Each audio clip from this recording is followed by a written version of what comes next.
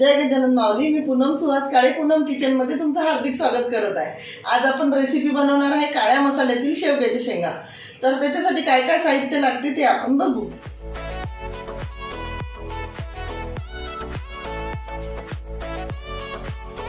त्याच्यासाठी आपण अशा शेवग्याच्या शेंगा घेतलेल्या आहे. तर हे आम्ही त्याची साल वगैरे काढून घेतलेली आहे आणि हे वाटण तयार केलेलं आहे. मी टमाटर भाजून घेतलेला आहे, कांदा भाजून घेतलेला आहे आणि खोबरं भाजून घेतलेलं आहे. अगदी साध्या पद्धतीचं वाटण केलेलं आहे. त्याच्यासाठी आपल्याला हळद लागणार आहे, मीठ लागणार आहे, जिरे, मोहरी, तिखट, लसण अद्रकची पेस्ट लागणार आहे आणि हा शेवग्याच्या शेंगाचाच मसाला आहे. तर तो मी रेडीमेड विकत आणलेला आहे. तो पण मी चमचाभर याच्यामध्ये टाकणार आहे आणि तेल लागणार आहे. सर्वप्रथम आपण कढई तापवून घेऊ. शेंगा कशा कापायच्या तोपर्यंत आपण बघू. कढई तापायला वेळ आहे. थोडंसं हे काढायचं आणि असं खाऊन बघायचं,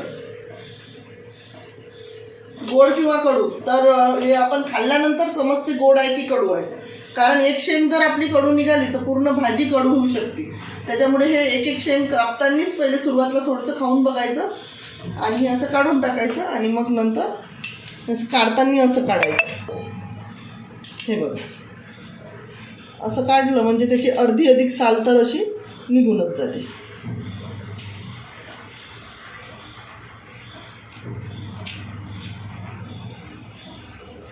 परत जेव्हा ही शेंग पण आपण अशी चाकून पाहायचीच, गोड आहे.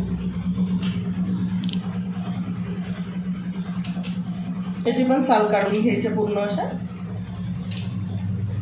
आणि साल काढताना अशी साल काढायची. आता हे केल्यानंतर आपण असं निघालेली आहेच, असं थोडंसं नख लावलं की हे निघून जाते. हे बघा,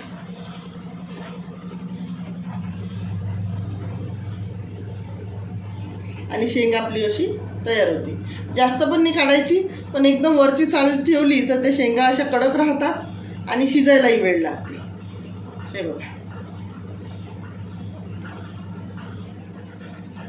हे अशा सर्व आपण साल काढून घेणार आहे. याची कढई छान तापलेली आहे. तोपर्यंत आपण कढईमध्ये 1 पडी ते 1.5 पडी छान तेल काढून घेऊ.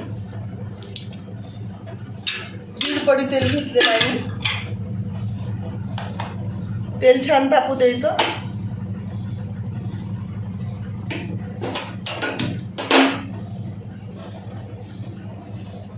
त्याच्यामध्ये मोहरी टाकून बघायची, छान मोहरी तडतडू द्यायची.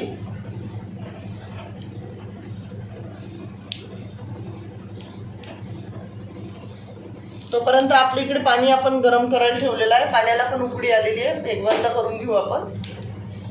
इकडे मोहरी पण छान तडतडली आपली. थोडं जिरं टाकून घ्यायचं.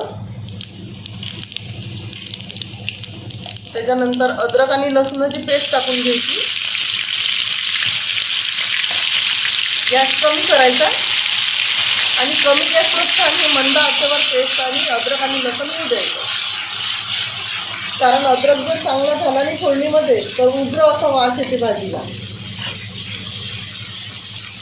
एकदम कमी गॅसवर मुवागे आचेवर होऊ द्यायचं चांगलं.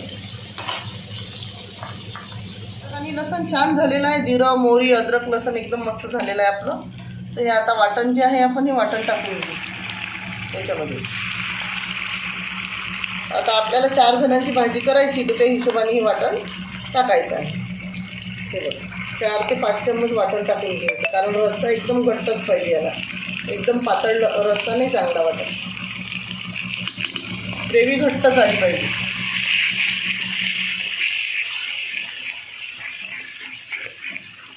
मशीनचा आवाज आला.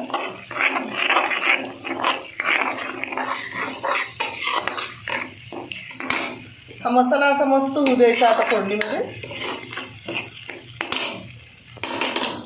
मसाला आपला मस्त होत आलेला आहे. आता हे पहा, छान फ्राय झालेला आहे मसाला. तेल पण सुटत आहे आजूबाजूनं. तर आपण तोपर्यंत आता याच्यामध्ये 1.5 चम्मच तिखट टाकून घेऊ. आपलं 1 ते 1.25 चम्मच मीठ टाकून घेऊ. त्याच्यानंतर पाव चम्मच हळद टाकून घेऊ. आणि त्याच्यानंतर हा जो मसाला आहे शेवगा मसाला, तर हा आपल्याला 1 चम्मच टाकून घ्यायचा आहे. 1 ते 1.25 चम्मच टाकला आहे मी. 4 जणांच्या भाजीसाठी लागणारं साहित्य आहे. आता हा छान मसाला पण होऊ द्यायचा आहे. तर मसाला व्हायसाठी आपण थोडंसं याच्यामध्ये जे गरम पाणी केलेलं आहे ते गरम पाणी टाकू आपण आधी थोडं.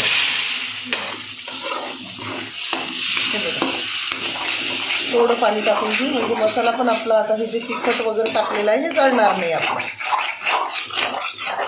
आता हे पण छान तेल सुटेपर्यंत परतू द्यायचं. सुटलेलं आहे हे बघा, छान फोडणी झालेली आहे आपली. तर आता आपल्याला हे शेवग्याच्या शेंगा याच्यामध्येच टाकायचे आहेत. बरेच जण शेंगा उकडून घेतात, पण मी मसाल्याच्या रश्श्यातच शेंगा शिजू देते. कारण मसाल्याच्या रश्श्यात शेंगा शिजल्या की पूर्ण अर्क आपल्या रश्श्यामध्ये उतरते शेंगाची. हे बघा, आणि वाफेवर वगैरे काही असं होऊ नाही द्यायचं. लगेच आपण गरम पाणी केलेलं आहे तर गरम पाणी टाकून द्यायचं याच्यामध्ये. एवढं पाणी लागणारच आहे याला, कारण शिजायला वेळ लागते. हे बघा,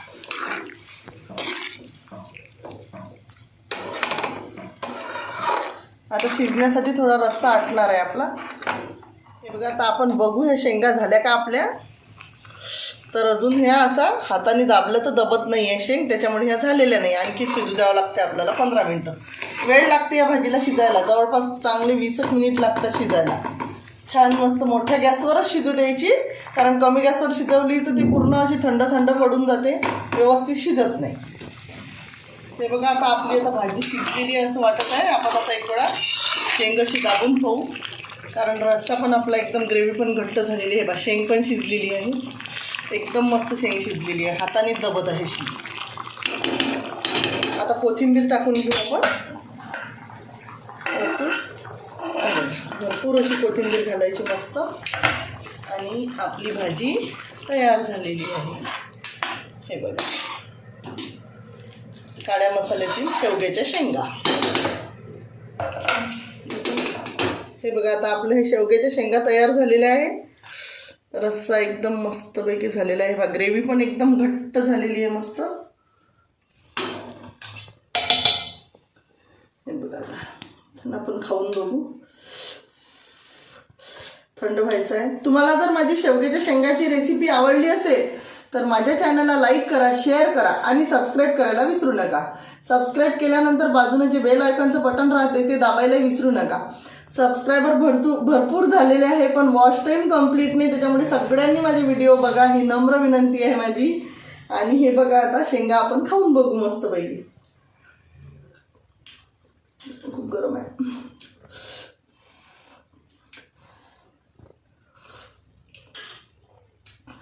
मस्त रस्सा झालेला आहे, एक नंबर झणझणीत झालेला आहे, एकदम मस्त. शेंग पण खूप मस्त झालेली आहे, पण ते गरम नाही म्हणून मी खाऊ नाही शकत. चला तर मग बाय.